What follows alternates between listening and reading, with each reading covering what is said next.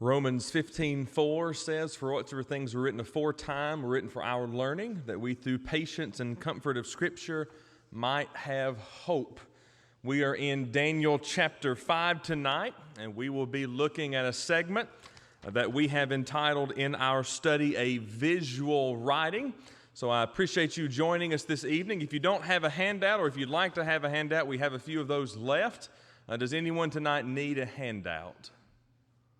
This will just aid you as we go through our study. It's not required. You don't have to have it, but it will help you keep up as we are going through our lesson this evening together. If you're watching with us online, you can also pull this up on our website. Click on the Information tab. Click on the tab that says Class Handouts, and you will find all of those a week ahead before we get going. Tonight, we're in Daniel chapter 5.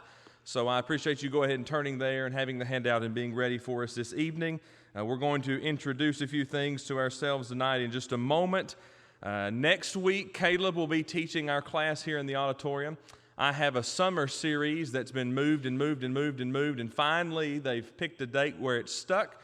So I will be out of town tomorrow or next Wednesday evening, but Caleb will be teaching our class. And then we return in just a few weeks. We will pick it back up in the book of Daniel. We'll be looking at Daniel chapter 6 when we return to our class. Just some information to keep you updated about some things here. Let me get to it. Want to remind you, been asked to remind you about the PTP 365. You will find information in the bulletin that's currently out, and you'll also find a little bit bigger of an ad on the inside page of the bulletin for this Sunday. This is a free resource to you, and it's been provided for you so that you at home, if you have the internet, you can log in, sign up to this site, and you'll be able to access all of the videos, many from the past and many from the present that they've recorded just for 2020 from Polishing the Pulpit. So you'll follow the link that's in the bulletin. Just follow everything that it tells you. Step one, you just click on a little button. You click on the sign up button. It's not a complicated process. All you have to do is when you get to step midway through, I don't know where this is at in the process, but you'll find it there, that you are signing up as a subscribing member of a congregation. And once you do that, you'll just type in East Hill Church of Christ, keep going through the prompts, and eventually you'll create an account. You'll get to a point where you get an email that tells you that you are fully set up and ready to go. And then once you do that, you'll be able to log into all the videos that are there. It's a great resource for families. They have content for adults, content for children. Anything you might need, they have a lot of the content on there, and they're working as fast as they can to add new content from the past and, of course, content that's still being recorded in 2020. So that's a great resource for you. We wanted to mention it one more time this evening. Make sure you look at it in the bulletin, and there will probably be a brief announcement about it Sunday morning. So keep up with that, and you can sign up with that. Now remember, once you follow that process, there will be a slight delay at the end, because once you sign through, you just have to be verified as a member of East Hill, and then you'll get an email sending you all the information that you need to go on. So if you have the internet, that'd be a great resource for you to be able to use at your home. So keep up with that as we're thinking about our class. Now remember where we're at in the book of Daniel. We are going through a chronological study of the book of Daniel. We started in Daniel chapter 1 some weeks ago, Daniel 1, 2, 3, and 4. The last 2 weeks we have been in Daniel chapter 7 and in Daniel chapter 8. Now, here's what we learned in both Daniel chapter 7 and Daniel chapter 8. God is in control of the rise and fall of nations. God is in control of the rise and fall of nations. Now, we're kind of tired of hearing that, but guess what Daniel chapter 5 is about? Does anybody know? God is in control of the rise and fall of nations. Now, it's going to be told in a different way, because remember, we're following the study of Daniel in a chronological order. So we're not studying in the chapter set as we find it in the Old Testament, but we just left Daniel chapter 7 and Daniel chapter 8. Now, that was just off, if we're thinking about the book in time, that was just off to the past. So you remember Daniel had these visions, and these visions came, and Daniel interpreted these visions, and it was all about God being in control. And thus you move into Daniel chapter 5. You need to remember chapter 7 and chapter 8. to help you understand when you come to the very end of the book of Daniel, because we're going to start in the reign of Belshazzar in Daniel chapter 5, and we're going to end with his swift removal, and there's going to be a key in the middle of Daniel chapter 5 that helps us understand Daniel chapter 7 and Daniel chapter 8. You may have asked yourself as we were studying this, why is this happening over and over and over in these chapters? Well, midway through toward the 3/4 of this book, or this chapter, we're going to see why Daniel was given this message, why Daniel had this message we last studied that caused him to faint and then go on about his regular business. It's going to happen right here in Daniel chapter 5. So Daniel chapter 5, we've entitled it A Book About Visual Writings. And there are a couple of things we're going to study this evening to help us understand it. 5 events that I believe are crucial to the chapter. Number 1, we're only going to look at Daniel chapter 5, verse 1. This will help us with the first. We're going to look at the king that's in control. And if we look at Daniel chapter 5, we see that is Belshazzar the king, and we'll see what he was doing. Then we're going to look at what the king was doing. This picks us up in verse 2 and goes down to verse 4. And the king holds an event. Well, remember what happens to the king. I'll go ahead and tell you the advancement. He forgets who is in control. So he throws this great event, this great party, to honor himself, to honor all his dignitaries, to show what he has done. And then right in the middle of that event, in Daniel chapter 5, verse 5, we will see in that very hour that something takes place. We're calling it the handwriting. You'll see what that means as we get there. But midway through this, we're going to see the queen. This is going to pick up in verse 10. And we're going to see her as the most interesting character of Daniel chapter 5. She's going to say, don't you remember? That's going to be the essence of what she says. And what she remembers is really, really crucial. Now, what I want us to take away from our study tonight is you have an individual who was very close to the king. And she says, don't you remember? Many times, folks, we're the king, and we have forgotten. And we need someone in our lives to help us remember, but here's what we need to do. We need to be more like this queen. And we need to see what she thought. We need to see what she remembered. And then finally, let's look at the meaning of what we're going to be studying right here in Daniel chapter 5 as we begin. So let's start off with the king, and that happens in Daniel chapter 5, verse 1. Pick up and read there with me. Belshazzar the king made a great feast to 1,000 of his lords and drank wine before the 1,000. All right. How many Old Testament events take place with a king who throws some great extravagant party and the end result is great? How many of those accounts are there? I don't know of any. Do you? All right, how many times in this life do people throw great, expensive, extravagant parties? Look at the last part of verse 1, where great and much wine was located. And how does that usually work out? It doesn't work out, does it? So here's how we start. We've got the king. He's always lived in this very same group of people.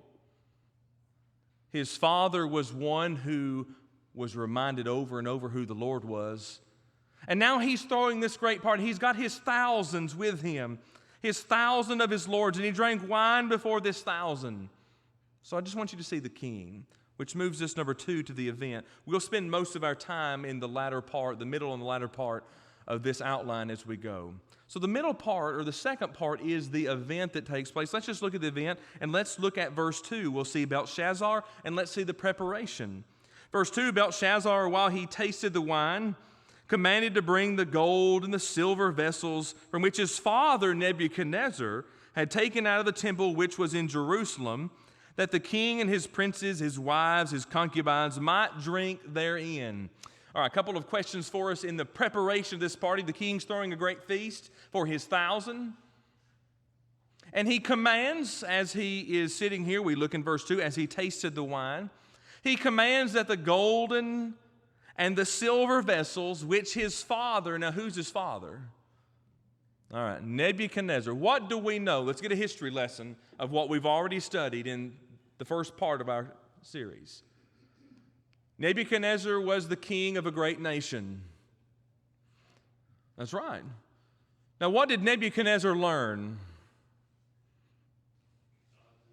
God's in control. There we go. That's a good quote for the class. How did he learn that? What happened to Nebuchadnezzar last time we studied about him?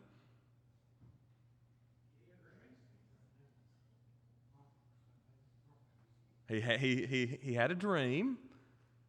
Daniel interprets that dream. What was that dream? What did that dream say? Oh, for 7 years, O Nebuchadnezzar. That's right. And your kingdom will be saved for you, and you will be brought back.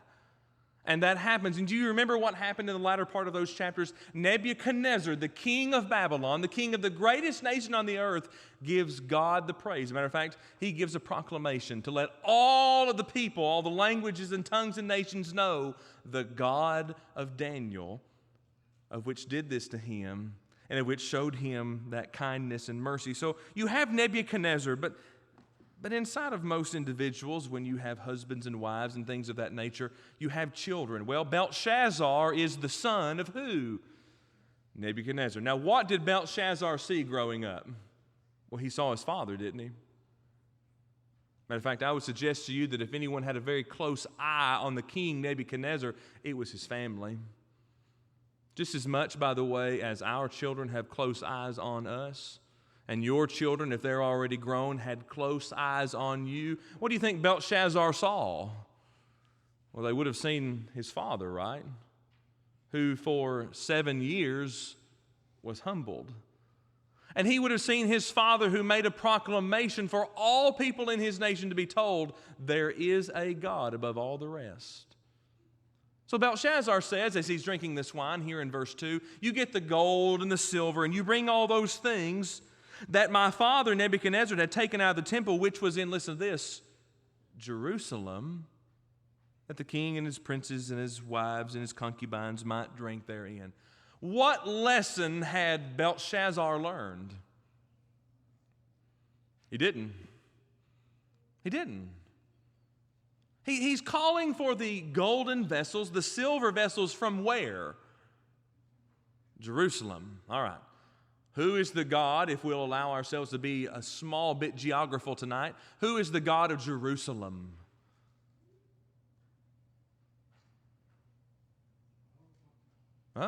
God, the Creator. So he knows about Jerusalem. He knows about the vessels that were taken that were golden and silver. Therefore, I would suggest to you tonight that he knew about the God of Israel, the God of the captives, you might say, of the book of Daniel. So he says, bring all these things. He's preparing his party. But there's some work that has to be done. Verse 3, then they brought in the golden vessels that were taken out of the temple of the house of God, which was at Jerusalem. And the king and his princes and his wives drank, and his concubines drank in them. So here's what's happening in this great event. He's brought everything out. He's got everything prepared. And they are just having a time. Now, while all of this has happened, look at what takes place in verse 4. This is what I've entitled the insanity of our evening. Verse 4, they drank wine, and they praised the gods of gold, the gods of silver, the gods of brass, the gods of iron, the god of wood, and of stone. All right. Does anybody see anything wrong with Daniel 5:4? All right. Who got left out? That's a great way to look at it. Who got left out? The only God, right? The one whose father was humbled by.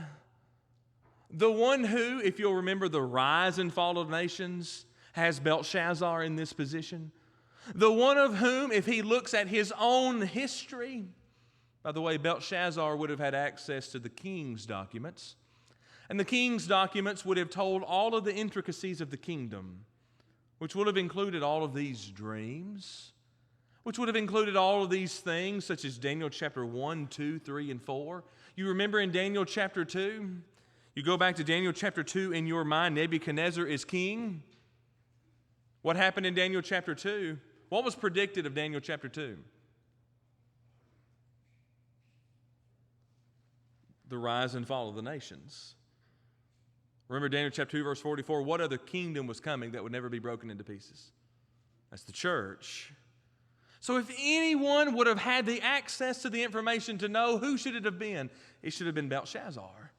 But in his party, and let me quote this to you from verse 3, to his princes, his wives, his concubines, and all of his lords, they drank their wine, verse 4. They praised the gods of gold. Now notice this, the plural gods of gold. Evidently, there were more than one that they recognized as the god of gold. They praised the gods of silver, the gods of brass, the gods of iron, the gods of wood, the gods of stone. Now let me ask you a question. It's a real simple question. Matter of fact, we can make a really great illustration of this. Think about your gold ring for just a minute. I don't want to drop this. I'll get in trouble. When Kelly and I got married, I'll tell this on myself. We were on a flight to our honeymoon, and I was sitting there playing with my ring. As the plane took off, I dropped it. I'll never drop it again. You don't, just in case you want to know, you don't want to drop a ring on a plane. You're right, and here I have done it again. Planes do this, if you don't know, and everything goes the other direction. Don't do that. But listen, what does gold tell you? You're right. But what has it told you? Gold is expensive. All right, let me illustrate it to you this way. I'll put it real close to the microphone and listen to what it says. All right, put that on before I drop it. Silver. Don't have any silver with me, but if I had some silver and I placed it really close to the microphone, what would it say? Brass, iron, wood, stone. What do they say? Do you not see the insanity of this party of which they've thrown? Now listen, I've never professed to be a smart man, but gold has never told me anything. Neither has silver and brass and iron and wood and stone. But what is the one being that has told us something? Who is he? It's God, isn't it? And yet, inside of all of the knowledge of King Belshazzar, who would have known about the God of heaven, he would have known about the God of Daniel, he would have known about the one of which his father Nebuchadnezzar had praised and promoted throughout the kingdom. Remember that all people, nations, languages, and tongues could hear about him, and yet he forgets him. You're right. That is what was happening. Willard says they were humiliating the God of the Hebrews. By the way, who else is he the God of? You and I. So that's what's happening inside of this event. Now, what's interesting to me, this is where everything picks up. It's in Daniel chapter 5, verse 5.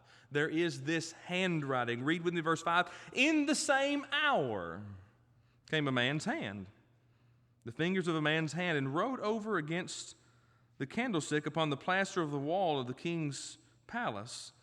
And the king saw the part of the hand that wrote. What would you do if you were somewhere and part of a hand writes on the wall? What would you do? I would be scared. What'd you say? I'd want to know where the other part of the hand is. That's good. Here's what you would know. That's not normal, would you? So here in the midst of all of these things that are taking place, something very strange comes on. So in the midst of this party, I want you to see this. In the same hour comes this event that takes place. And I love verse 6, it's the change. Then the king's countenance was changed, and his thoughts were troubled in him, so that the joints of his loins were loose, and his knees smote one against another. You ever seen somebody that shook at the knees? Ooh. I would suggest to you that if this took place to us, we would do the same. I know a lot of strong people in this world. I know a lot of people that aren't scared of much. But you've never seen that, have you? Would that get your attention? No matter what's going on. Remember, how many people were in this room?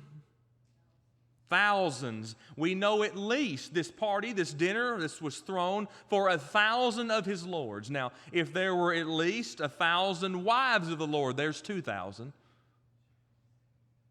And in the midst of all of this, on the wall, the king sees it as a part of a hand, and it writes, and it changes the mood of the evening, which leads us to the cry.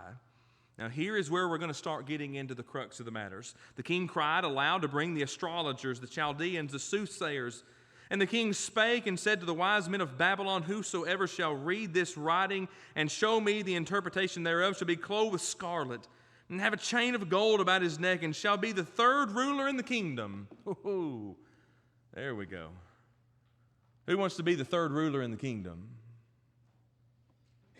Is that a prominent position? Boy, I bet you, verse 7, the astrologers, they really wanted that. I'll bet you, verse 7, the soothsayers and the Chaldeans, they really wanted that. But look at verse 8. You've got the cry, now you've got the failure. Then came in the king's men, the wise men, but they could not read the writing, nor make known to the king the interpretation thereof. Now, this was a father problem as well.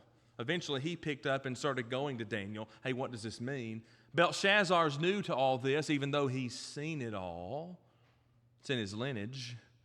He brings in the astrologers, the soothsayers, the Chaldeans, all these wise men. And guess what? Just like the very first time we were introduced to this group of people within Babylon, not a one of them could tell the king what he wanted to know. Why is that? I think this is a very important point to notice. Why is that? They didn't possess the knowledge or were connected to the one that had the knowledge to answer the question proverbially at hand tonight. So they realized this is not possible. And this is what happens inside of verse 9. There's great trouble. The king, or Belshazzar, was greatly troubled. His countenance was changed. And the lords were astonished.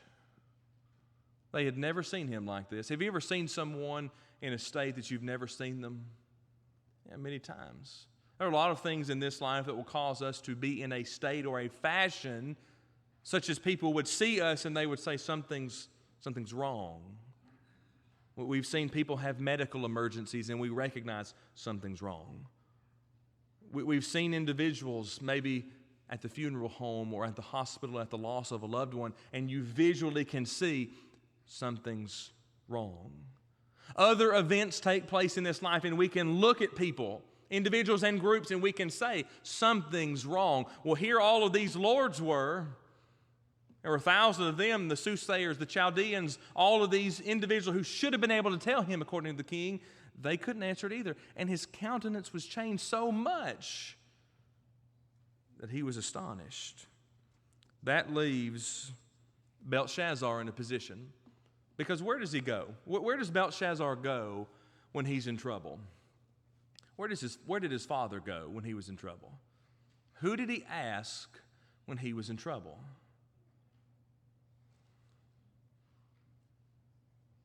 Who did Nebuchadnezzar ask when he needed help? Daniel. Now, we're kind of blessed. Let me give you 3 reasons why we're blessed tonight to know that answer. Number 1, what book are we reading? Daniel. Okay, so if it's going to be about, we kind of already one up, we know it's about Daniel. Daniel's involved somehow, some way. Number 2, we've already studied chapter 1 through 4, chapter 7, chapter 8. And we've seen all these things take place. Now, what we're blessed is because we can look at Nebuchadnezzar and see him going to Daniel, and now Belshazzar's in reign, and he's in trouble. We know who he needs to ask because we know the God of Daniel. But Belshazzar forgets all of that. It's also really easy for us tonight. This is the 3rd reason why it's easy for us to know this. We're not living in the shoes of Belshazzar right now. I've never seen something right on the wall such as he saw. I've never had something while in an assembly of people change my countenance such as this. Have you? Answer's no. We know that Nebuchadnezzar acknowledged the authority Yes. of God. That's right. But do we know whether he continued in that? Did he teach his family that? We don't know. We just know that he required throughout all of the kingdom for the people to know there is a God, the God of Daniel, and what he had done and the power that he had. And remember, Nebuchadnezzar said the God of Daniel had the power above all gods. We read that in the previous chapter. I think that's in chapter 4. I may be wrong. But in that first segment, you'll find Nebuchadnezzar saying that. It's either in chapter 3 or chapter 4. I don't know if he continued that. I do know that Nebuchadnezzar seemed to, like Belshazzar, kind of as time passed, forget. It's kind of like us and kind of like our nation. When things are in trouble, what do? We kind of scurry back to God. But when things are going great, what do? We distance ourselves, don't we? That's right. That's right. The reality is that was not that long ago. And now we are running away from God. Just remember, this also happens to us in individual nature. Jonah was a man who knew who God was. Jonah was a man who believed in the authority of God. But yet, what did Jonah do? He tried to run away from God. He tried to run ahead of God. He tried to get away from God. Didn't work, did it? So here's Belshazzar, and he was very troubled. Now, this is where we get to the crux of our study tonight, because inside of verse 10, we're going to meet this queen. And I want us to meet her and see what she has to say. And it picks up with us in verse 10. Now the queen, now listen to this, by the reason of the words of the king and his lords came into the banquet house. And the queen spake and said, O king, live forever. By the way, the phrase, O king, live forever, we see a lot in Babylonian society. By the way, next time we return to the Daniel class will be Daniel chapter 6. And what was the first thing Daniel said when the king asked at the lion's den, are you there? Remember, Daniel says, O king, live forever. So this is not some wild proclamation phrase, but it's used a lot even inside of this book. And she says, King, live forever. Let not thy thoughts trouble thee, nor let thy countenance be changed. Here's what she's saying because she's the brain of the operation. Don't worry about this. Have you ever had somebody tell you, stop worrying about this, when the answer was right in front of you, but you just couldn't see it? Have you ever faced a problem where the answer was obvious, but you couldn't see it? I know I'm not the only one that's done that. We all have faced situations where the answer was clear, but we, for whatever reason, couldn't see it. Maybe whatever problem it was, we just couldn't figure it out. And we, much like Belshazzar sometimes, we just don't know what to do. She says, don't let your countenance be changed. Don't let your mindset be changed. Don't let everything trouble you. Don't let it trouble you. She says, as we move from the brain to the history, she says, there's a man in your kingdom. That's why I call it the history. She remembers what took place in the past. Now pause with me for just a minute. I know that the past of all people is not bright. And what I mean by that is there are some very dim portions of history. But what happens when we forget the past? What's the phrase? If you forget the past, you're doomed to repeat it. Belshazzar, he had already forgotten the past, so what happened? He brought in the soothsayers, the Chaldeans, the wise men, and they could not give an answer. By the way, quiz yourself real quick. It's an easy quiz. Did the wise men ever give the king, throughout the entire book of Daniel, a good answer? You're right. That's a good way to look at it. They never have. Why? Because the wisdom of this world will never stand to the wisdom of God. So she says, there's a man in your kingdom. This is verse 11.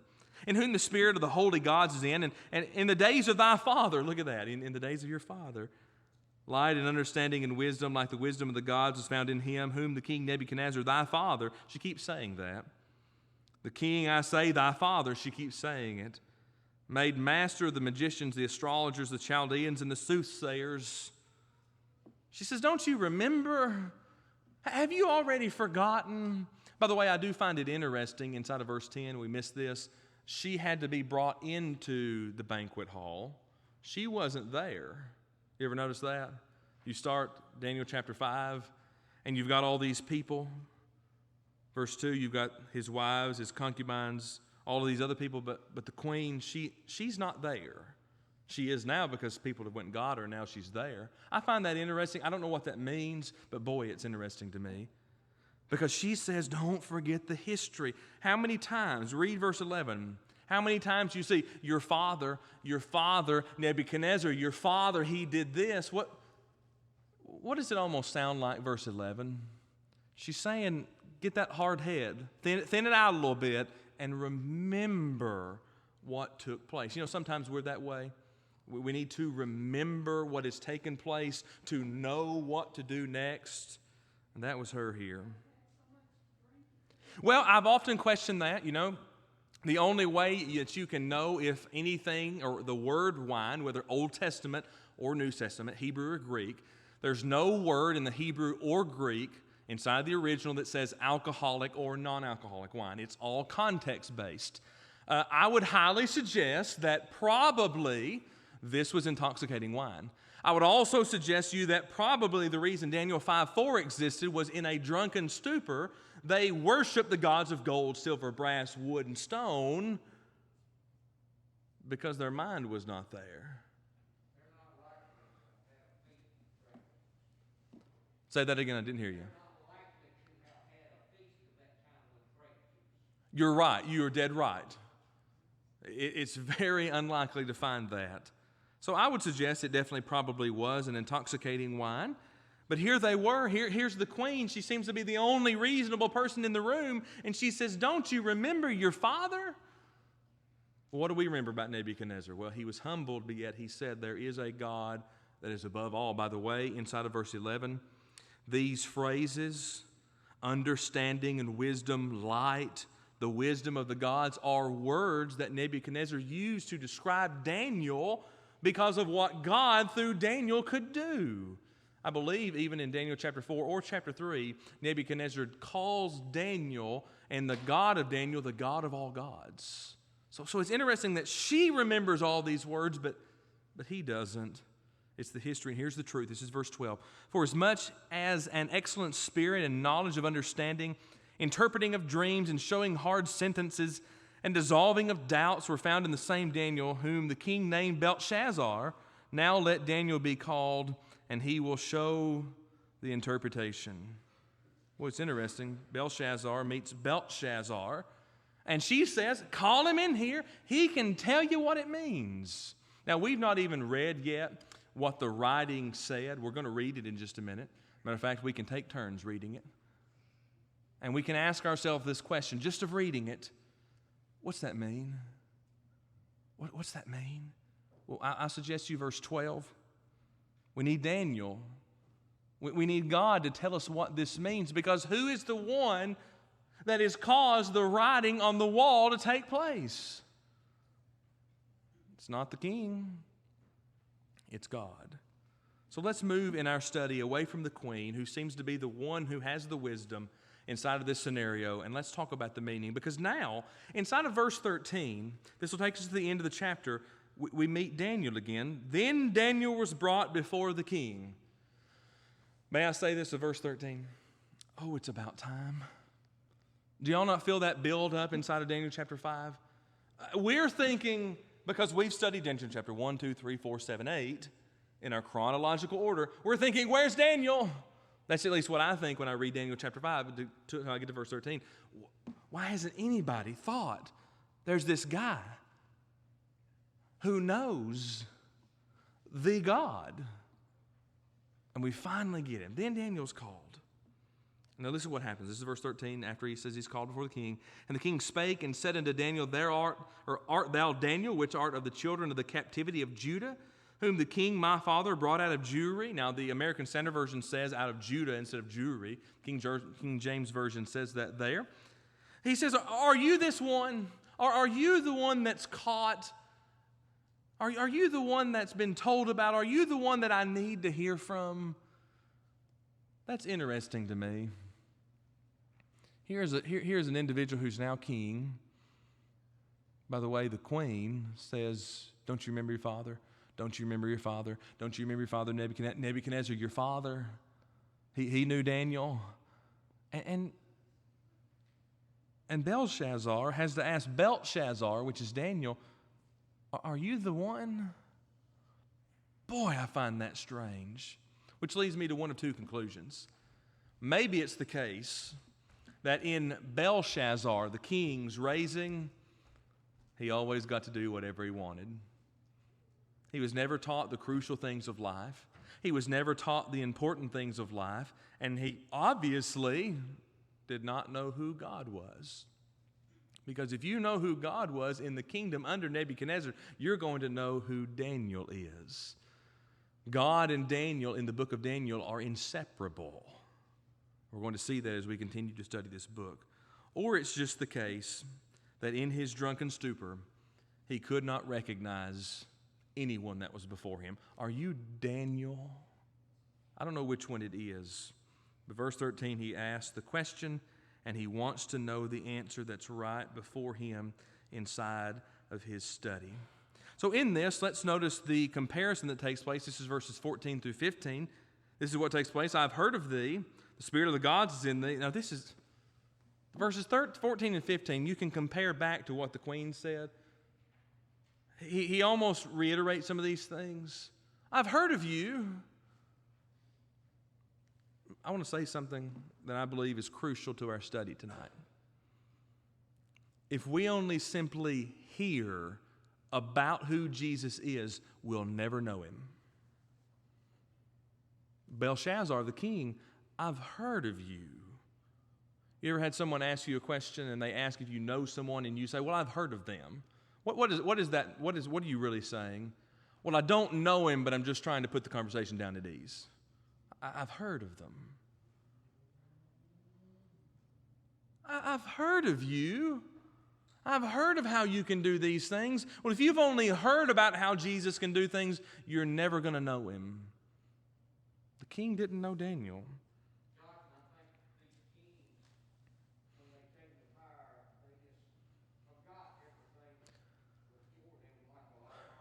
Well, it happens a lot in positions of power, in positions of high education, in all sorts of areas. People sometimes forget where they come from.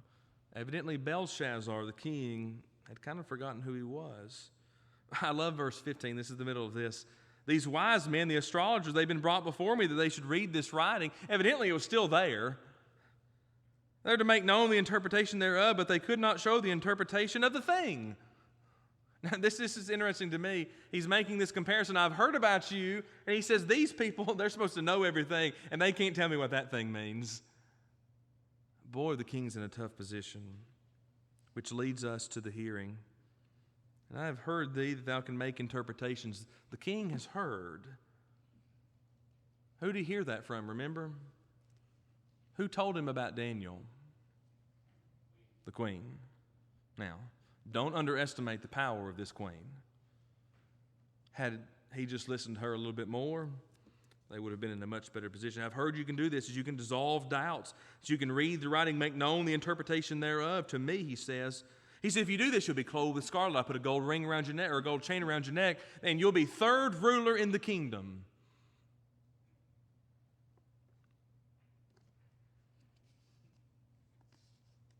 Did God give Daniel the interpretation so that he could become the third ruler of the kingdom? Did God give Daniel the interpretation so that he could have scarlet in his clothing? Did God give him the interpretation so that he could have a gold chain around his neck? All right, he did it so he can show God's power. Now, why do you think God does anything for us? At home you're going to go home to tonight? Why is that there? You can walk out of this building and get in that fancy car. Why is that there? Look at your clothes tonight. Why are you clothed so well? Is it so you can be somebody great here, or we can show something greater there? The New Testament says that they may see your good works and glorify your Father which is in heaven. I believe there's a great comparison to you and I to Daniel. Daniel faced fights over and over. Just imagine Daniel chapter 7, tough chapter. Daniel chapter 8, tough chapter. Now Daniel rolls into this. The king's not going to survive it either. Why did God do all this? Well, it was not for Daniel to become some great and magical person inside of the kingdom. So Daniel gives a response. He says, I don't need your gifts. Keep them to yourselves. I don't need your rewards. But yet I'll read the writing unto the king and make it known the interpretation. So look at what happens. This is the respect. Look at how Daniel looks. O thou king, the most high God, gave Nebuchadnezzar thy father a kingdom and majesty and glory and honor. What does verse 18 mean? We really need chapter 7 and chapter 8 now. God is in control of the rise and fall of nations. This is Daniel's response, and he gives respect to Nebuchadnezzar, and he gives respect to God.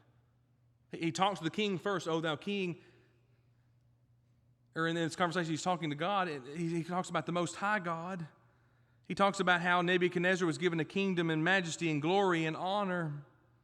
He talks about his father, verses 19 and 20. He talks about the majesty that God gave him. He talks about all the things that God had gave him. But I want you to read with me verse 20. But when his heart was lifted up and his mind was hardened in pride, he was deposed from his kingly throne, and they took his glory from him. All right, we're not starting out good. Daniel's giving the interpretation thereof, and how good is this going? Your father, his majesty, was stripped from him. Why? Because proverbially he rode the high horse. He would be put down, and his throne was taken from him. That's interesting to me, because inside of verses 19 and 20 you see his father, in which gives us verse 21 the example. He was driven out the sons of men, and his heart was made like the beast. You remember what happened? For 7 years he ate grass. We're getting a little history lesson inside of this chapter, because it's pulling us into this folly that the son has. This is verse 22. And thou his son, O Belshazzar, has not humbled thy heart, though thou knew all this. That's why I kept saying earlier, I don't know if it's drunken stupor or if he has just forgotten the past, because he knew his father. He had the eye of his father. He knew what took place to Nebuchadnezzar, but he's forgotten. Which reminds us, I believe, a beautiful lesson of remembering ourselves and our past as we live inside of this life. Look at verse 23. Let's see the lifestyle. You've lifted up yourself against the Lord of heaven. You've brought the vessels of his house before thee. Thou and thy lords, thy wives, thy concubines have drunk wine in them. Thou hast praised the gods of silver, gold, brass, iron, wood, stone, which see not, nor hear, nor know. And the God in whose hand thy breath is, and whose are all thy ways, thou hast not glorified. Now, verse 23 should give you the proverbial shivers.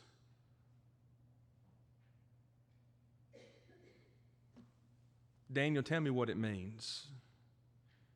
Well, let's talk about your father. He forgot who God was, and he was shown who God was. You know who God is, and you've forgotten who God is. You've brought his emblems into your house. You've done these things. You've lived this lifestyle. You've thrown this party. You've worshiped these gods, and you've forgotten the God, listen to this, of your very breath. How often do we forget the God of our breath? Well, Belshazzar did. Which leads us to the interpretation of this particular event that takes place. If you look at verses 24 through 28, here's the end of this. God's numbered your kingdom and finished it. This is the first part of this. You've been put in the weights and balances, and you are found wanting. That's the second part of this. And your kingdom has been divided. That's the third part of this. What does Daniel chapter 5, remember, chronological, chapter 7, chapter 8, chapter 5. These 3 chapters lead up to this crescendo event of Belshazzar, of Nebuchadnezzar, of all these things that take place inside of this life. And what do we learn right here? The interpretation. This great kingdom, Babylon, is going to be divided to the Medes and the Persians. Why? Tell me why. The answer's right here before you. Why is it happening?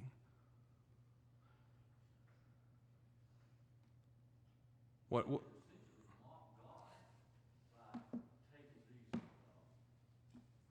That's right.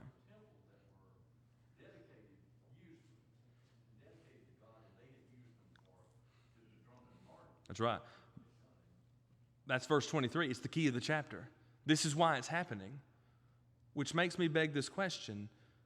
Do our lifestyle choices, well, that sounds like a modern phrase, doesn't it? Do our lifestyle choices affect our future? Well, let me tell you, it did for Belshazzar, the king of Babylon. He forgot about God, and he turned away from God. Verse 29, he's now given the interpretation. So Belshazzar was a man of his word.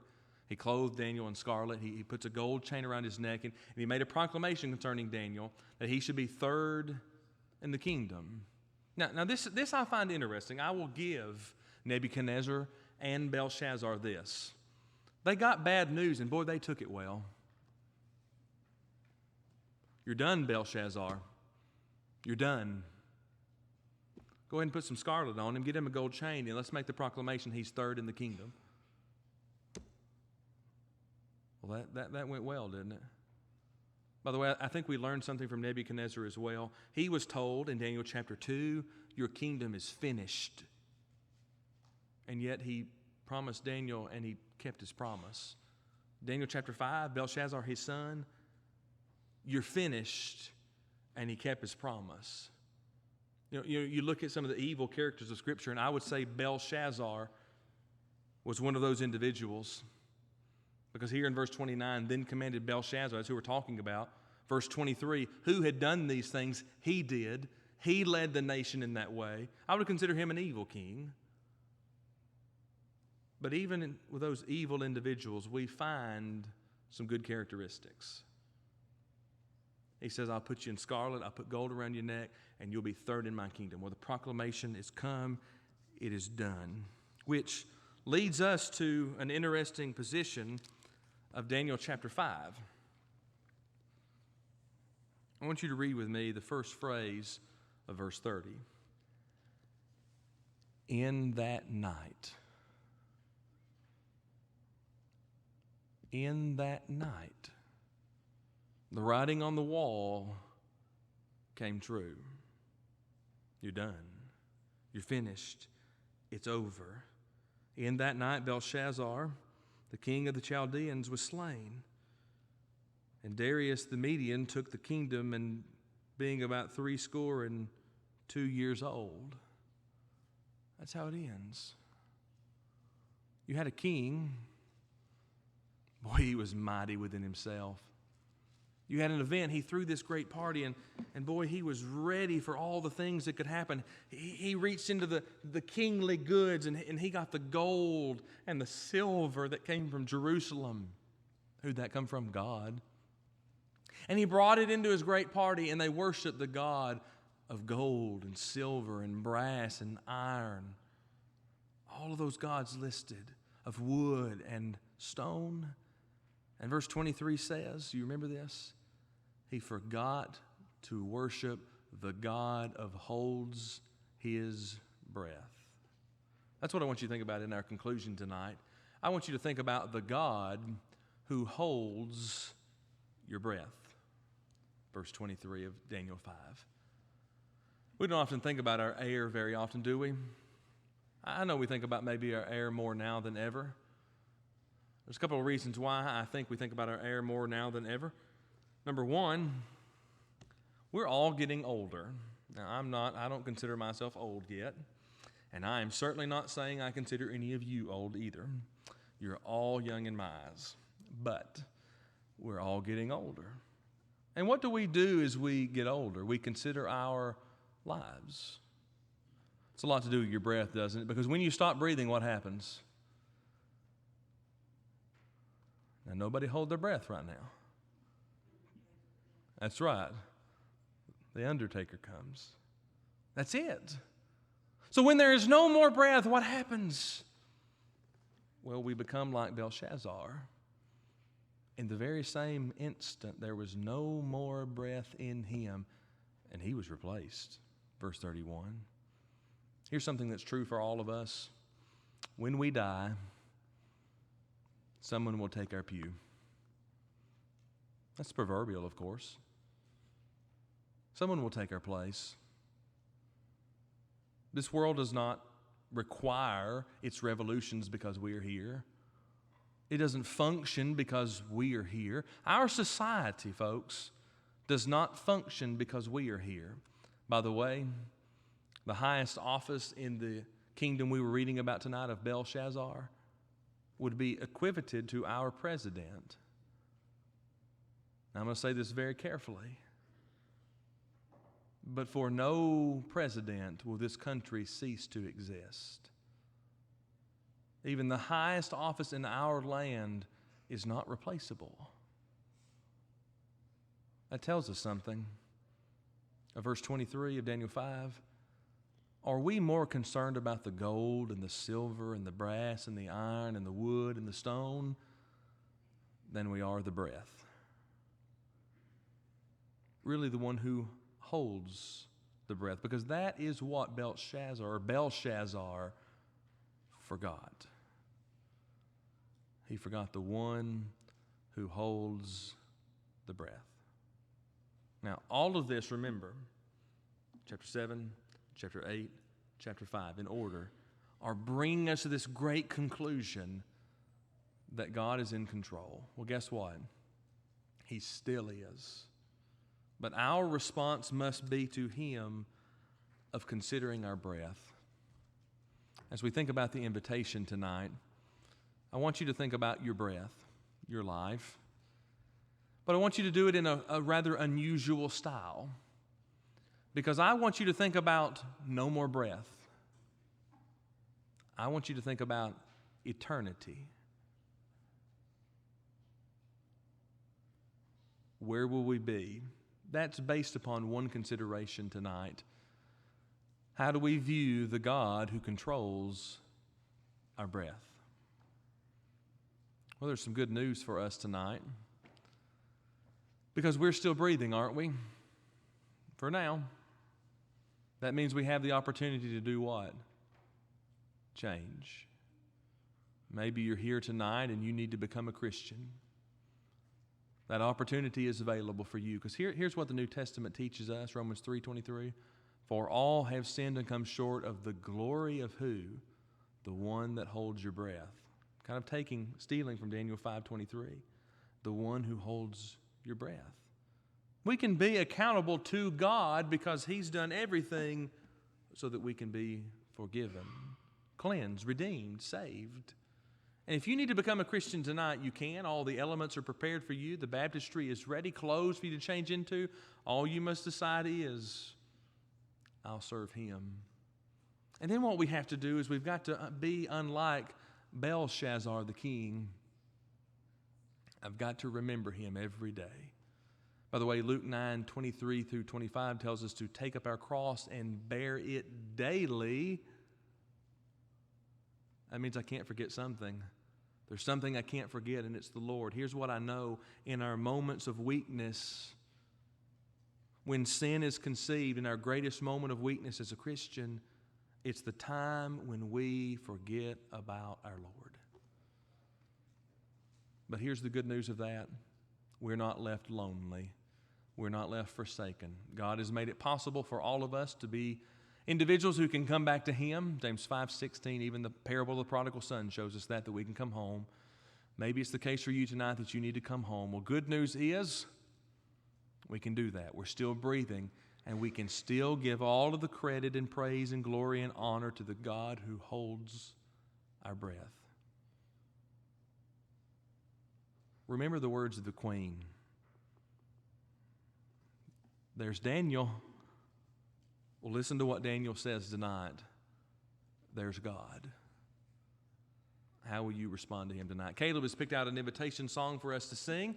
That gives us an opportunity to respond tonight, to be able to consider our lives and to determine what we need to do to be accountable to God because He's the one that holds our breath. If you need to become a Christian tonight, you can. You let that be known. If you need to make your life right tonight, you can. Just let that be known as together we stand and sing.